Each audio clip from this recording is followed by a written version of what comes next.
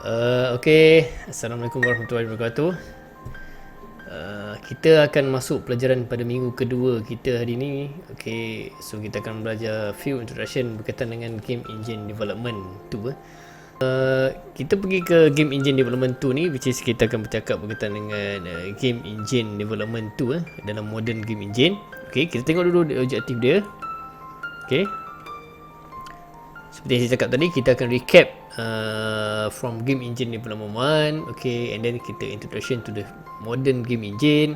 Bila kita mereka satu game, sebuah game, satu game ni, okay, apa yang paling penting sekali dalam kita nak membuat game tu? Okay, so the basic of the game creation. Yang paling penting mesti ada asset. Okay, asset mesti ada. Kemudian kita kena ada dia punya, orang kata apa, tempat dia nak dimainkan lah. Asset dah ada, environment pun dah ada. Okay, so environment dah ada. So kemudian kita kena letak dia punya mekanik dia. Asset dah ada, kita kena beritahu lah nak kena buat apa asset tu, boleh berjalan ke, boleh bercakap ke dan sebagainya kan. Dan juga kita kena ada elemen-elemen lain lah. Okay, itu kemudiannya. So game ni adalah mana dia akan interact dengan kita. Okay, kalau kita tengok je itu kan game, itu dah jadi animation. Okay, so game kita akan kena interact. So interaction tu mesti ada. Melalui apa? Melalui input lah kan. And then output dah kita dah tekan keyboard. So input tekan keyboard bergerak ke kanan. So output dia akan bergerak ke kanan lah. So janganlah kat itu tak ada apa-apa. Maksudnya ada bug lah kalau tak ada bergerak kan. Okay, itu yang paling penting. Yang lain tu adalah AI, collision tu semua dan sebagainya kan. So kita akan tengok di situ. Okay, so macam saya cakap tadi, the basic of game creation ni ada human interaction, ada collision interaction, ada agent, ada environment ni, ada common things lah. Ada banyak lagi sebenarnya. Okay, so benda tu amat penting dalam kita punya membuatan game engine ni. Okay, so the first idea adalah game engine ni apa. So game engine ni, game engine, basic of the game creation, mana bila kita nak mereka sebuah game tu mesti ada beberapa elemen yang penting. Okay, ni saya rasa menarikkan sedikit je lah. Okay, the environment, agent, collision interaction, human interaction dan sebagainya kan. Okay, itu yang paling penting sekali, antara yang paling penting. Okay, so kita nak buat game. Okay, bila kita nak buat game ni, apa masalah nak buat game ni? Mana masalah kan, kita ada idea, kita buatlah game tu kan. Tapi apa dia punya problems dia yang kita kena tengok. Okay, okay, so bila kita nak buat new game, tak ada new game lah, buat game dulu, kita akan coding lah. Katakanlah kita back to the few decades ago lah, tahun 80, 90. Okay, kita kena coding kan, nak buat Tetris ke apa, kena code kan, ambil asset kat mana kita nak coordinate kan dan sebagainya. Sebab you guys dah belajar OpenGL kan. Okay, yang belajar OpenGL kat Game Engine 1 kan, ataupun mana-mana lah. Okay, benda tu kena code, kena letak asset, kena buat asset dan sebagainya. Siap, game main. Macam mana nak kalau ada version baru kan, nak coding balik, nak ubah sekali, dah tukar programmer. Ambil kau, programmer dah tukar, developer dah tukar. So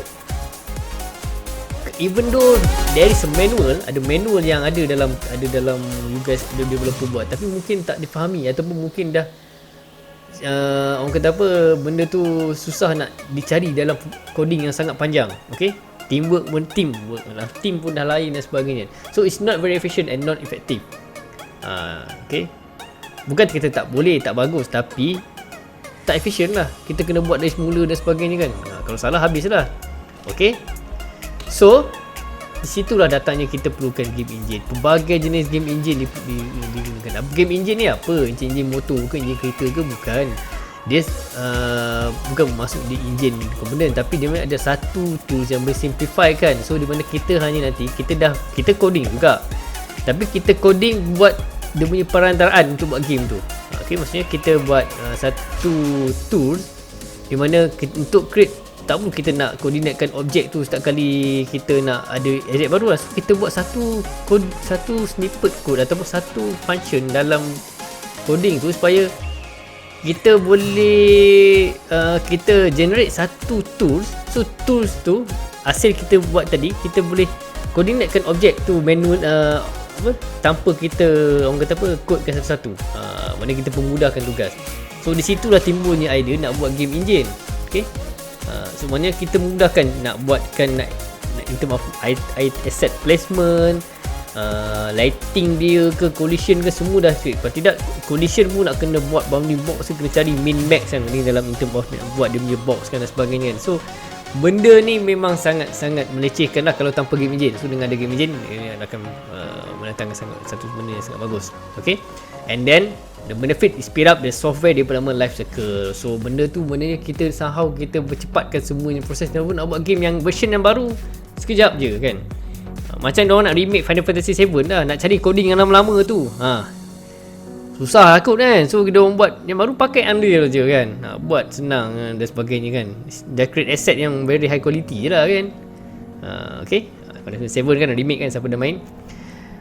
So what is actually game engine? Macam saya mention tadi, dia kena make sure dia generalizable, maknanya dia boleh dibuat, dia boleh digunakan untuk membuat pelbagai jenis game yang lain. Okay, bukanlah semua, tapi banyaklah sikit gamenya kan boleh buat gunakan satu tool sama. Macam Unreal dan Unity yang paling popular, it's quite good lah digunakan benda tu kan. Okay, and then useful, able to benefit the common function. Common function tu mesti ada, maksudnya function-function yang default, yang common mesti lah ada kan. Okay, boleh buat GUI dia, interface dan sebab UI interface dan sebagainya kan. And flexible, able to change parameters and edit according to design specification. So kena, internet buat game engine ni kena pastikan reliable lah, yang mana flexible, reliable dan flexible, supaya kita boleh adjust tanpa kita perlu nak code lah balik. Kalau tidak kita kena, mana bayangkan kena coding kan untuk game engine, lepas tu nak buat code kan untuk new lah. So kita kena pastikan game engine tu boleh orang kata apa, boleh digunakan untuk pelbagai jenis function yang lain. Okay, itu je lah maksudnya. So ini the definition of the game engine. Apa yang dikatakan dengan modern game engine? Okay, modern game engine ni dia ada maknanya dia sebenarnya tak ada pun, dia game engine juga. Modern ni maknanya dia tambah lagi macam-macam lagi, berkaitan networking dan sebagainya kan. So asset management, event handler, artificial intelligence, VR kan, alam tak sebab VR lagi kan. Okay, lain-lain lagi. And then genre oriented, sekarang ni dia spesifik, boleh create sandbox, racing, sports, 2D platformer and many more. Why is genre oriented? Sebab apa? Kerana benda tu penting, sebab ada game engine tu hanya untuk spesifik saja. Ada tak game engine yang boleh create semua all kind of game? Okay, boleh. Mungkin ada macam contoh Unity dan juga Unreal. Dua ni memang boleh create, daripada yang triple A, yang superb high quality punya asset grafik game, okay, kepada yang memang orang kata 2D yang biasa pun Unreal dan Unity boleh buat. Okay, kenapa saya sebut Unreal dan Unity? Yang game engine lain tak best ke kan? Sebenarnya boleh, okay je kan. Cuma macam orang kata apa, Intel dengan AMD lah, ada ke chipset lain yang boleh kalahkan diorang kan? Masa kat ni ada lah lain, tapi mostly specified. Dia tak boleh nak create for all kind of computers. Okay, so tapi sekarang ada chipset pun dah banyak, dah boleh. Apple pun dah ada dia chipset sendiri kan. So di situ orang kata apa, keperluan tu is depend. Okay, ini adalah layer of the computer architecture untuk video games. Okay, so macam mana daripada electric current kita boleh start, kita on komputer, pergi ke hardware, BIOS, OS, application hidupkan game engine, and then kita create game. Di 2013 punya ketiga kan. Okay, so that's why kita come up with the component of game engine ni. Common lah, bukan nak kata ini paling lengkap, tapi ni antara common things lah. Input kena ada, grafik nak setkan grafik, GUI dia, AI dia, kita boleh just support for AI. Macam mana support for, contohnya support for AI dia macam mana? Macam kita buat game tu, dia ada terus automatic klik AI enable, mana ada macam tu, tak boleh. Maksudnya dia ada script command dia yang kita boleh panggil macam tu je. Kita setkan AI dia boleh berjalan, walk, command dia walk dot something, dah boleh jalan dah. Tak perlu kita walk tu apa, bayangkan kita buat command walk tu tak tahu apa pun game engine tu buat kan. So kita dalam walk tu, game engine dah tahu bila kita user panggil perkataan walk je, maksud dia berjalan. Nanti dia boleh setting kat properties, speed dia ke, itu dalam game engine dah sedia ada dah. Sebab tu bila kita buat game engine, kalau kita dah buat game engine dah, dalam Malaysia ni belum sampai tahap kita perlu buat game engine, masih belum. Okay, kita buat game je. Tapi perlu tahu lah untuk fundamental. Mungkin dah 10 to 20 years you guys akan bekerja dengan Unreal ke dengan Unity, siapa tahu kan. So you guys kena tahu, at least tahu, oh dah pernah dengar game engine ni. Okay, so network, physics, bounce sound dan sebagainya. So benda tu library dia ada, tak semua ada. Tambah fizik kan. So dia sebagai game engine ni belum lumba kan. Tapi yang paling top sekarang Unity, Unreal. Okay. So the component of game engine. Okay, dia punya pros dia. Positif dia. So eliminate some iteration process such as coding for common game component. Of course itu paling first dia letak. Tak perlu kita nak apa, orang kata apa, nak buat coding balik. Bahkan pakai visual punya scripting macam Unreal ni lagi senang lah kan. Ada snippet dah, panggil lepak letak je. Okay. Less low level development, able to modify component properties easier. Klik kanan kat Unreal tu, pilih je, tak apa, pilih je. Okay. Bukan saya dah tahu lah, dah game engine 2 kan, dah pernah guna pun game engine 1. Tambahan you guys kan tengah buat bengkel 2 kan. Mostly of you guys buat bengkel 2. Okay, it's good. And organize. Okay, ada dia punya tools je, nak pilih AI apa, collision apa dan sebagainya. Semua dah ada kan. Less code, more concept. Okay, so benda tu tak berkod, bahkan kita klik je dan memang terus ada. Okay, itu paling penting. Okay, next one, apa dia punya kelemahan dia ke? Ada kelemahan ke? Semua benda ada kelemahan juga. The components are pre-built, maknanya dah dibuat dalam tu mengikut template. Adakah tak boleh kita coding? Boleh coding sendiri, tapi kita kena codekan lah guna Visual Scripting tu, ataupun kalau Unity guna C# coding kita punya sendiri. Boleh je. Okay, tapi sekarang takut dia tak support. Kan. So mostly kita guna, tapi mostly sekarang game engine dah cater lah semua benda-benda basic function. Bahkan you guys boleh buat macam Final Fantasy dah boleh buat sebiji kan. So melainkan you guys ni memang orang kata apa, super orang kata super lah, tapi orang kata apa, suka nak visualize game tu full, nak something lah very lain lah kan, sebagainya kan. So tak, itu memang susah nak anggap lah kan. Tapi sekarang ni penting game kamu ni idea pun menarik lah kan. Penting menarik dulu. Tapi rasanya game engine sekarang pun dah sudah cukup, dah sangat mencukupi dah kan. Kita tak guna semua pun. And then sorry, saya baca juga, the component are pre-built, less customized, difficult to enhance and fine tune according to a specific application. And then okay, the second one adalah similar feel for each game produced. Kalau lah dah semua guna Unreal, semua guna Unity, semua guna game maker, apa beza dia kan? Macam alah ni Unreal punya style kan keluar, ni Unity punya style. So orang kata apa, macam sama je kan. Apa yang lainnya, nampak grafik, alah ni grafik dibuat oleh Unreal, kita pun macam rasa orang kata apa, sama je feel kan. Okay, dia punya bergantung sebenarnya. Kalau jalan cerita kita menarik style game tu lah, menarik tak ni pun, tapi disebut juga lah cons dia kan. Tend to become genre oriented. Okay, may apply for FPS but not for racing. Okay, sebenarnya for racing ni, buat guna game engine buat racing ni memang susah sikit. Mostly tak gunakan game engine ni sebenarnya. Unity, Unreal ni dia tak guna untuk buat racing punya game. Bahkan macam FIFA pun, game macam bola ni pun susah, sebab dia memang specialized punya. Selalunya macam bola, NBA ni diorang ada game engine sendiri. Kalau macam EA dia guna Frostbite racing lah.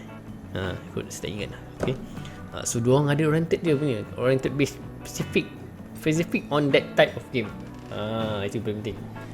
Okay, and then okay, this one of the, saya ambil gambar daripada Google. Okay, senang sebab dia dah buat. Saya nak, sebagai saya ni saya guna je lah kan. So dia ada multiple layer of the punya term of game engine. Tapi kalau kita nak buat macam ni, nampak dia ada handling in term of dia punya asynchronous file input output, object handler, timer, multi-threading dan sebagainya. Benda-benda ni memang very complicated lah for you guys to understand, but this is how the game engine tu, lagi besar game engine macam Unreal, macam Unity tu, lagi banyak lah dia punya architecture dia yang terbatak dalam tu. Dia sumbat semua boleh buat. That's why nak buat satu game yang simple pun pakai template dah startup dah ada 2-3 gig.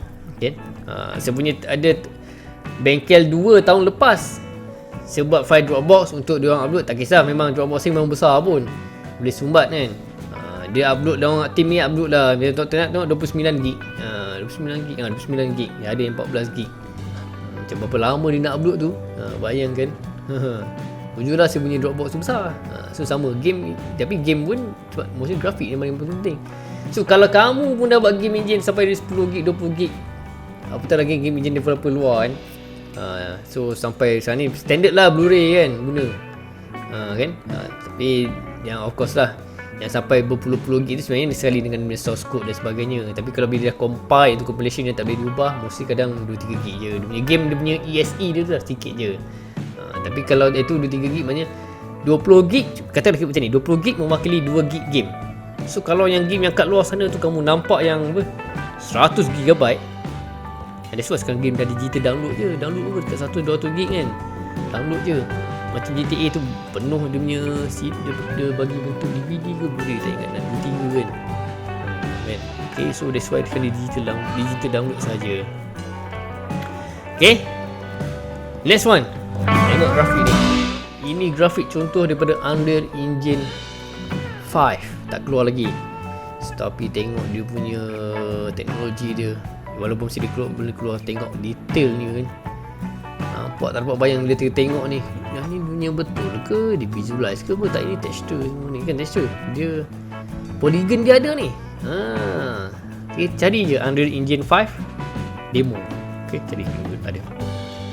Okay, game engine in term of input. Okay, kita tengok komponen-komponen yang common input. Okay, input pastikan dia boleh support in term of keyboard, gamepad, mouse, accelerometer, even mocap, many more. VR punya input lah tu. Input kan daripada kita, pergerakan kita ke input, still ada input. Okay, so input mesti ada game engine. Nak macam mana? Mesti kena keyboard lah. Kena gemuk game engine, keyboard mesti support dan tekan kiri kanan. Okay, that's why saya minta kamu belajar Relic tu. Relic tu kita boleh buat dia punya game engine juga pakai Relic. Okay, walaupun taklah macam game engine yang Unreal kita nak buat, tapi ini bagus dan cukupi. Okay, so the game engine will detect the input to the corresponding function. Okay, dia ada event handler, dia ada event listener dia. Okay, and then ada coding untuk handling range of value. Body ni macam satu function yang default lah, dia kena ada kan. So dia mention situ usually handling analog state. Okay, dia ada set, dia macam dia function, this function. Okay, yang setkan kalau ke kiri ni dia ada range dia, ke kanan kiri atas ada range dia. Okay, ini semua coding dia lah.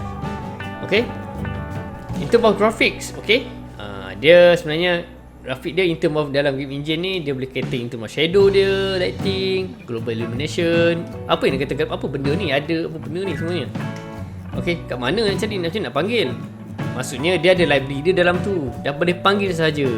So dekat macam tu kamu upload satu objek, boleh set kat bahagian kanan tu properties dia, pakai tick box saja. Okay, itu yang paling penting. Okay, sebab ada banyak lah tu. And then sound. So kita ada in-game for environment, background music and characters. Okay, boleh support for sound. Of course lah, sound mesti ada. Dia pastikan dia mesti boleh handle dia punya multiplayer. Mostly kita support for multiplayer, client and server dia lah. Tak most tak semua game engine ada, tapi game engine yang hebat-hebat macam Unreal dan Unity tu adalah. Most kadang hampir ada, kalau yang ada pun mungkin tak support, tak terlalu kuat dia punya function dia kan. So it depend, some of game engine ada capability ni. Okay, physics of course. Physics ni lah paling orang didebatkan sekali, which is perlawanan antara game engine ni, who will make the better game physics. Bahkan kalau boleh single click je tak pump lah, boleh buat macam ni. Kita tak tahu buat collision pun tekan je, nak collision ni lah pump, jadi cantik kan. Nak buat semudah macam tu lah. Coding pun tak pernah coding, tak coding pun kot jadi macam ni, tembak je jadi macam ni. Tak coding pun, efek dia tu dahsyat betul kan. Itulah game engine zaman sekarang. Tapi untuk kalau juga tahu dari dalam, kena belajar lah about bounding volume ke collision detection, particle collision response lah, ada semua macam-macam algorithm sebenarnya. Nama algorithm ni banyak. Okay, GUI penting lah, kena ada GUI game engine. Kamu buat game mesti ada dia punya interface. Ada tekan apa GUI ni, tekan new, option, exit kan. Mesti ada benda tu. Is important lah benda tu, sangat penting dalam game dia nak buat. Sebab tu Relic bagus tu, saya jumpa thanks to Nazrin lah, kawan saya yang jumpa benda ni. Saya pun dah cuba, memang bagus Relic ni. So kita akan belajar sikit by sikit. Okay, tapi mostly you guys lah yang akan buat. Saya akan pantau lah. So you guys yang kena belajar, yang kena pastikan mahir dalam at least few components of the creating game engine ni kan. AI. Okay, AI ni okay jap. Okay, bye. Ni bawa. Bawa. Nah. Okay, game engine AI. AI ni memanglah kena ada dalam game engine, okay? Tambah macam game-game engine yang besar, Unity dan Unreal ni memang especially mesti cater in term of movement dia. Okay, pathfinding mesti ada, decision making guna state machine, role based, okay? Most of the high end punya game engine akan ada capability ni, okay? So memang ada benda ni. You guys dah belajar, aku ada dah belajar artificial intelligence, so penting untuk diletakkan dalam game engine supaya kita sama juga lah, kita just click that character, kita boleh apply dia punya AI, movement dia dah ada template ke, dah ada dia punya scripting yang kita boleh apply kat dia. It is very important lah. Okay, scripting memanglah kena ada. Walau macam mana game engine dia drag drop ke, mesti ada scripting, sama ada visual scripting ataupun scripting biasa. Contoh kita coding, okay, contohnya C++, C Sharp, okay. Okay, and then kalau tak yang suka visual scripting macam Unreal, Unity pun dah ada, okay, guna blueprint. Dan Unity dia panggil Unity Visual Scripting, okay. However, many game engines support more general languages such as Python, C++, C Sharp dan Java. Ada, dan yang lain tu masih ada. Even for Unreal pun ada, mereka pun dah boleh coding C pakai C++. Tapi visual scripting ni memudahkan tugas kita, okay. Okay, commercial game engine, okay, contohnya Unity. Ini saya tengok ada dia punya cross platform, boleh cater PS, Xbox, iOS, Android and HTML5. Support majority 3D apps. So on ada few description itu. And then CryEngine, sekarang version baru lah. Sekarang ni masa tahun lepas ni. So sekarang ni dah version Unity 2020 dah. So CryEngine pun ada, okay, support for multiple cross platform juga. Mostly cater for AAA punya titles, okay, sama macam Unreal. CryEngine dengan Unreal ni sama je, okay. So commercial, contohnya Unreal ni dia cater AAA. Dua-dua ni memang cater AAA baik sangat, iaitu Unreal dan CryEngine. Okay, Unity pun sama, dia ada AAA, tapi Unity ni mostly for mobile, banyak orang pergi. So that's why Unity ni masih mendapat tempat di kalangan para game engine, para game creator. Okay, game engine industry dia orang guna untuk apa? Saya sebut mostly yang guna untuk game engine ni, yang paling hebat sekarang ni contohnya untuk architecture, untuk medical ke ataupun training, learning tool, military simulation, TV broadcasting and game development. Mostly sebenarnya Unreal yang paling top sekarang ni. Memang tak dapat dinafikan lah. Yang lain pun ada. Tapi Unreal memang dah ke arah tu, di mana dia dah boleh pergi ke arah macam-macam. Okay, kamu boleh search kan, pergi sekarang search the Unreal Engine. Saya tak nak search sebabnya kamu boleh search Google sendiri. Unreal boleh support for architecture, for game and for many others punya type. Okay. And then in term of series game ada juga. So ada few things yang menggunakan game engine. Okay. Example of series game ni macam contohnya edutainment, adventure game, persuasive game, is a game. So benda game-game yang mendatangkan somehow dia punya element of macam simulation lah, yang boleh help to educate and keep people learn in serious way lah. Mana memang tujuan education lah. Okay, itu yang dimasukkan.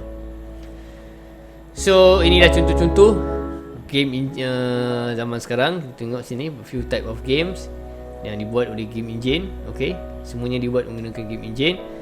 And then future of the game engine. Okay, what kind of future that exists for the game engine ni contohnya? It's quite a lot lah. Okay, support for all genre. Okay, boleh buat game bola, boleh buat game creator dan sebagainya. It's multi-platform. Sekarang multi-platform lah pun. Tapi mungkin di mana game tu dia, orang kata apa, contohnya dia boleh dimainkan, orang kata apa, bukan kata cross platform, tapi dia boleh delivery to all any other platform regardless what the devices. Okay, tapi disebabkan ada kekangan dari segi nature of the business, profit dan sebagainya, kadang-kadang dia tak nak keluarkan game tu. Contoh Microsoft tak nak dah beli Bethesda kan, tak nak keluarkan ke PS. So PS punya game pun tak keluar ke Xbox. So that's why macam tu. So apa langkah yang ada, belilah dua-dua Xbox dengan PS. Itu je lah yang tinggal kan. So dah ada duit lah. Tak ada, sekawan seorang beli Xbox, seorang beli PS, main-main dah sama-sama. Okay. And then game engine, okay. Gunakan more visual programming. That's why Unity pun pergi ke visual scripting. Setelah Unreal pergi visual scripting, Unity pun follow. So mostly visual, sebab dia cepatkan development tu. Film making, broadcasting digunakan untuk filem. Memang Unreal Engine digunakan. Serius, banyak filem-filem menggunakan Unreal Engine. Augmented reality, okay, virtual reality. Mostly dah kata benda-benda ni okay. So it's not near future, it's current. Gunakan dah benda-benda ni, dah easy. Okay, cuma in term of meluas tak meluas tu, dia akan keep on orang kata apa, updating dan juga sentiasa berkembang lah. Okay, so cukup habis sampai sekarang ini. So ini saja untuk kita nota kita benda ni. Dan saya akan letakkan beberapa lagi YouTube punya link yang ada few talk about game engine.